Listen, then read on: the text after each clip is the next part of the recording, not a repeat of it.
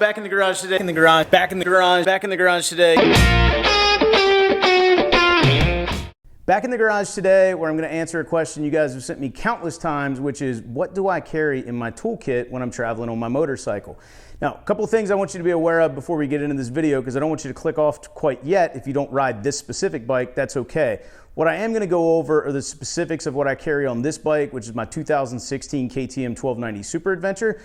Most of the stuff I also carry when I'm riding my 2008 KTM 990 Adventure with a couple of additions.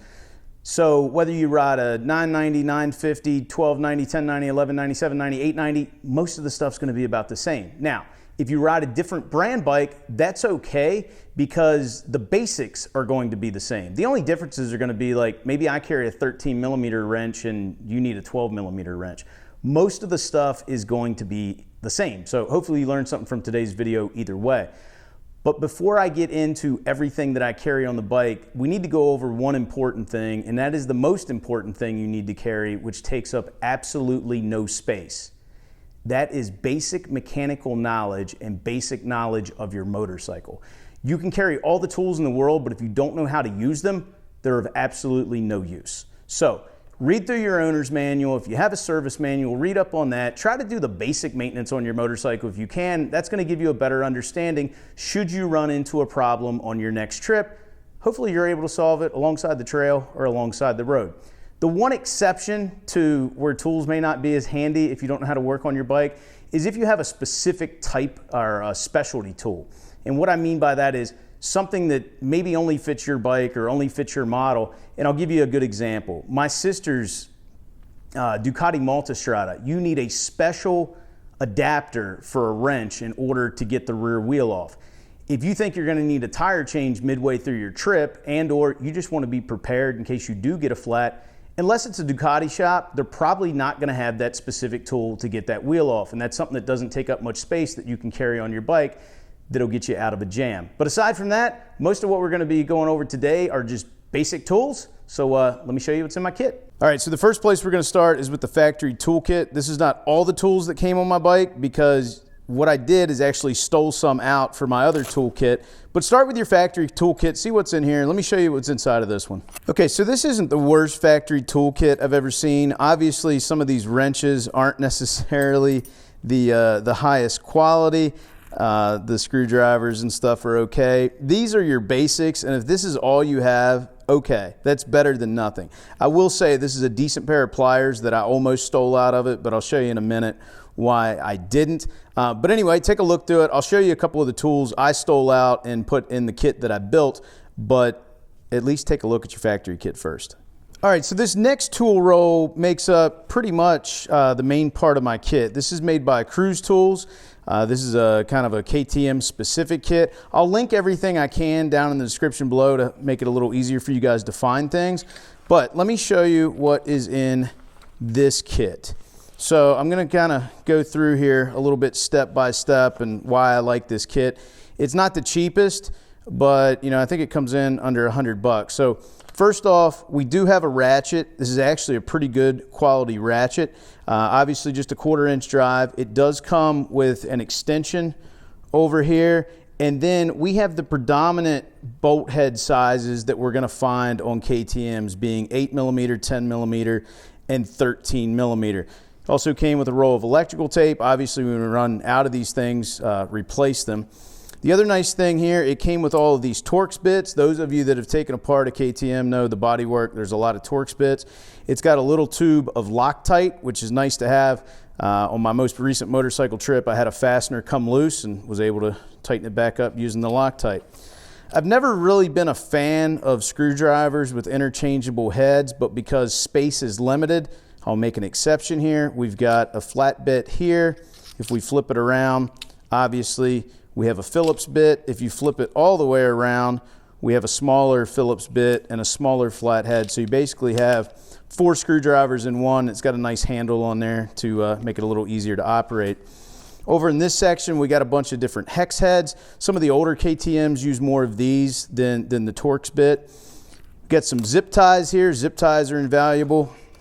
Also have some safety wire This is a great thing to have as well. We actually used this on the most recent trip. My sister's passenger foot peg, the E-clip, had come undone. So to get it back home, we just took a little safety wire and wired it back on. Tire gauge. I know I got some comments on a video. Why do you carry a tire gauge? You got tire pressure monitoring. Well, tire pressure monitoring is okay, but they can fail and they're battery operated and they could run out at any time. The other reason I like this is if you're checking cold air temperature at the beginning of the day, the tire pressure monitoring really doesn't start working until the bike starts moving. So good to have, you know, just an old school backup tire pressure gauge. They work great. Also included in this kit is a pair of vice grip pliers. They're not real big, but they do have some uses, which I'll talk about here in a minute, but nice to have. This is something that I stole out of the KTM factory kit. It does have a, I don't know what size that is there, probably 13 millimeter or whatever. It's just a bottle cap opener. I liked it because it said KTM on it, so I stole it out. Over here, we've got an adjustable wrench. Again, typically when I'm working on my bikes, I wouldn't use something like this, but in a pinch, and that's what we'd be doing, using this. You know, something's better than nothing. Okay, so next up, this is something I put in the kit. This is a spare master link. Now, it's just a clip-on style. Why I carry it is if you have the chain to break, you know, you can probably limp into the next town by using this. The vice grips are great to compress that down. I've got it in the kit here somewhere, but I've got a little brass square piece with a hole drilled out. That way you can line it up over top of the pin and use the vice grips to press it on if you have any difficulty. But, you know, if you're riding a chain drive bike, spare master link, definitely should have that in your kit. We get some pretty nice wrenches here from Cruise Tools. 8 millimeter, 10 millimeter, 13 millimeter, all common KTM sizes. And then they also give you, this should be, and I've got a couple things stuck in here. This is what they give you to remove the rear axle nut. In some cases, you know, depending on the bike, this might be the rear axle nut.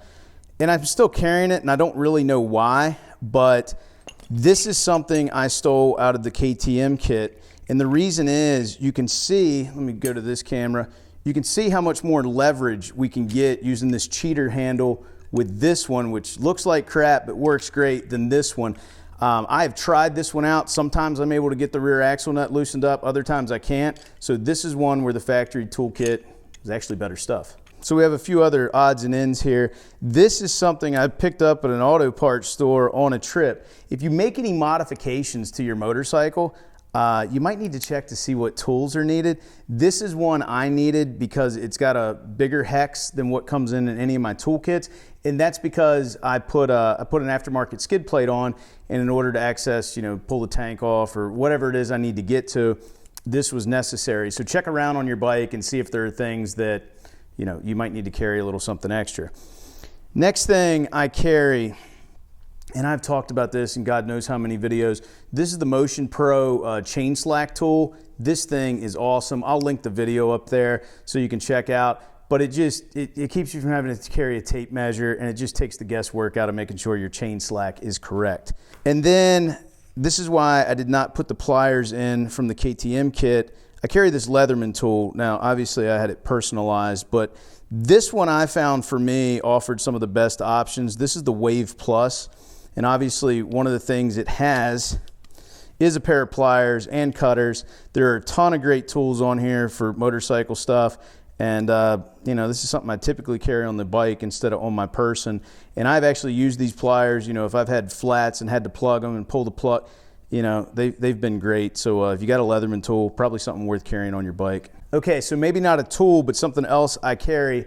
Honda Bond, high temp silicone. Any sort of high temp silicone is probably good. I just prefer Honda Bond. If you've got a leak or whatever, this stuff's awesome. There's so many uses for it. I always have a tube of this on any sort of motorcycle trip I go on. I'll link that down in the description below. You can pick them up pretty cheap. It's gonna last you a long time as long as you put the cap back on there and keep it sealed. All right, so something else I carry is one of these stop and go tubeless puncture kits. This thing is awesome. I've had it for years and years.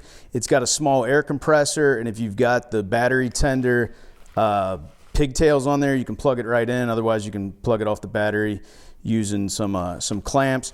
It's got all the tools in here you need to replace or you plug a tire, at least if you're running a tubeless system.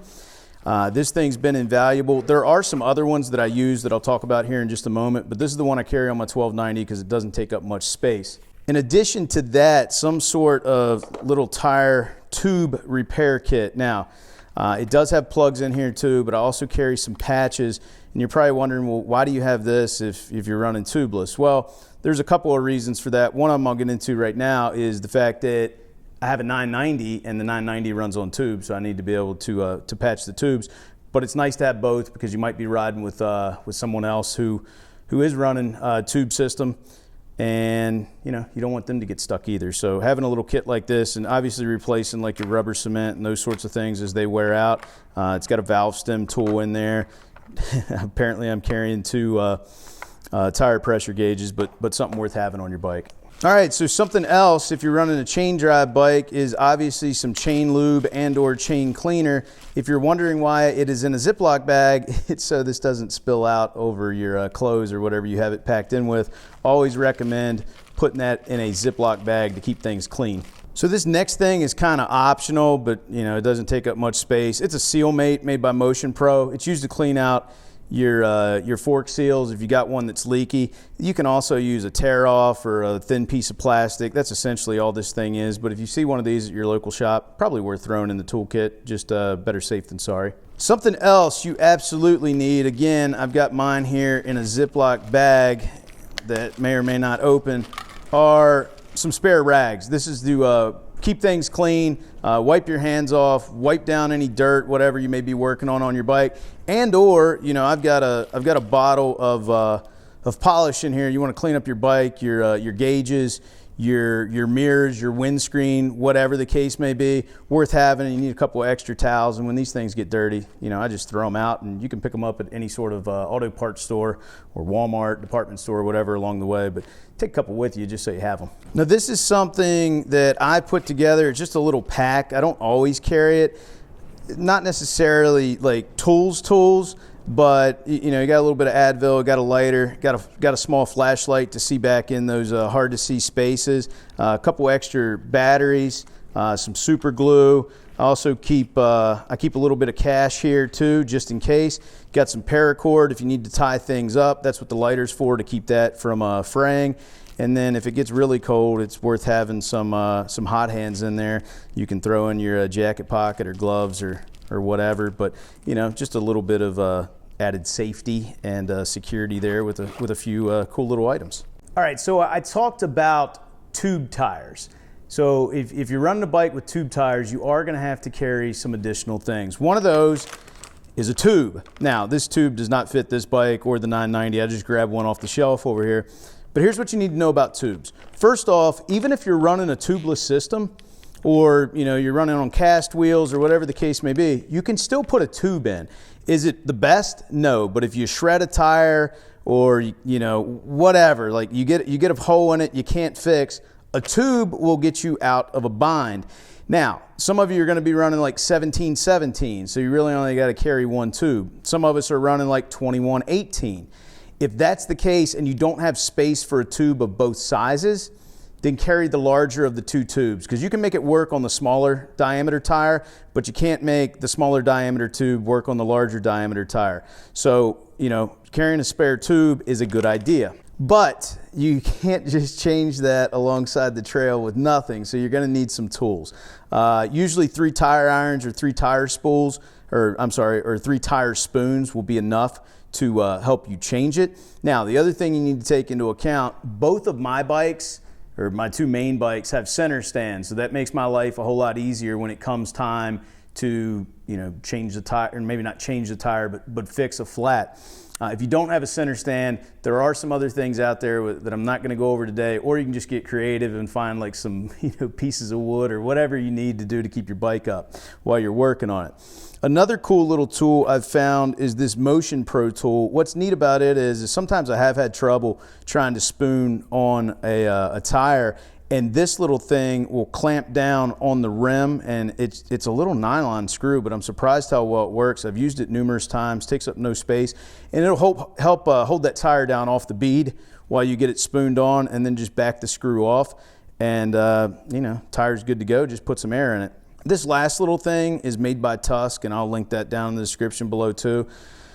You guys have probably tried to put pull the valve stem of the tube up through the wheel. It's not always the easiest thing. What you can do here is feed this through the valve stem hole. Assuming you got the core of the valve stem out, you just thread this down in, and then you use this cool little pull handle on a wire, and that will help you pull it up through till you can get a lock nut on there or whatever to hold it in place. So a couple of, these are must-haves, these are nice-to-haves, and if you're not able to patch that tube and or you're running a tubeless system where that tire, you're just not gonna be able to fix it, a tube is also invaluable to have. The only other thing I wanted to show, while I really like this stop and go kit for how condensed it is, I do really like this Moto Pumps pump, and it is in this nice little bag. It's a heck of a lot easier to use because we've got this nice long, and what I really like about it is clamp on. You don't have to spin it on. We got a clamp on piece there for the valve stem.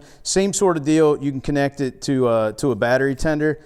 But man, this thing is sweet. It's really well built. We've used it on some adventure rides where space isn't really that big of a deal. But on a big touring trip, I can fit this under the seat on my 1290, so I'll keep running that.